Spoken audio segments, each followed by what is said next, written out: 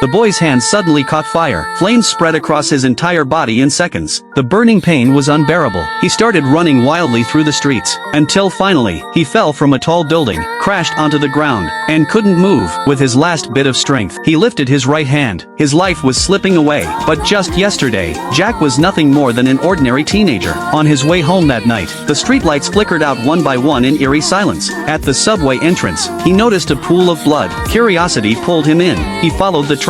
It stretched on and on. Far more blood than any normal person could survive losing. Jack kept walking, until he found the source. A girl lying motionless on the ground. Jack froze in shock. Just when he thought she was gone, the girl whispered, "Help me." Her name was Alice. Jack gathered his courage, and inched closer. When he picked her up, he realized her arms and legs had been cut off. Terrified, he dropped her immediately. That's when he learned the truth. Alice was a vampire, but she had lost too much blood. She could no longer regenerate or transform. The only way to save her was for Jack to give her his own blood. Jack asked how much she needed. The answer chilled him. An entire life's worth. It meant his life for hers. He staggered back, terrified. Alice's face twisted in anguish. She cried like a child, crawling toward him, her eyes streaming with blood-red tears. Jack panicked. He ran. He ran until he couldn't anymore. But even after escaping, his mind kept spinning. Should he sacrifice himself to save her? After endless hesitation, Jack went back. He whispered his last wish. "Maybe in my next life, I'll live better." Alice sank her fangs into his neck.